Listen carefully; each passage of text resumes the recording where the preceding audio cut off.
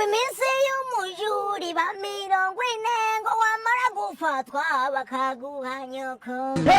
y'umujuri ba 40 ngo wamara gufatwa bakaguha nyoko twagiye mwangegera muzamuke oya nukuri bunetse mfite agahinda kakaye wangegera devo toro nibazo wangegera we aka kanyu ejo bundi uvuye mu kibada aka kanyu isukira narakize nyine wangegera wowe uzibimara iminsi ngahise abizwa n'iki mbabajwe n'abantu impano y'Imana ingegera ririye amafaranga oya wimbabazwa nabo zira nazo ni ingegera zishoye bakazirya amafaranga yazo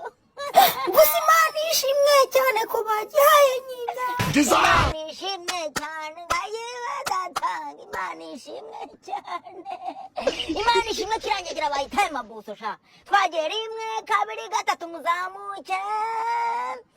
sha turiringe twaba turi mirimbiri umaze iminsi tubeshya ngurata amafaranga yawe narababwiye ngo tariki 15 zo muri cyumweru nibwo nzaba amafaranga yawe nzayaba muri iki cyumweru tariki 15 munyitondesha mwamaheru none se buri gihe urutubeshya nta mafaranga ufite uko nta mafaranga mafite amubwira ngo nyabyare se mwamiremire kandi buri gihe nikade futa gahora gatera hejuru kazamura ubujwe iyo ugiye uziba ntabwo wagira umutekano akishura kishyurwa umura kagera bose twagiye 1 2 3 umunsi w'umujuri ba 40 ngo yamara gufatwa bakamuha nyina umunsi w'umujuri ba 40 yamara gufatwa bakamuha nyina shaba bakamuha nyina bakamukura ababyeyi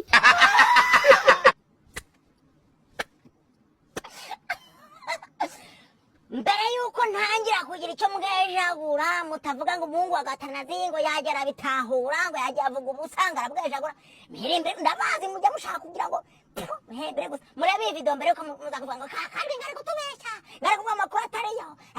ndaje amakuru atari ivumbi atariho n'imicucu amakuru atarwaye diabete amakuru atarwaye mukuki mubanze muri aka video hari uwitwa Ngirinshuti Ezekiel uzwi muri social media nka Mpano y'Imana wafashwe akekwaho gusambanya ku gahato rape.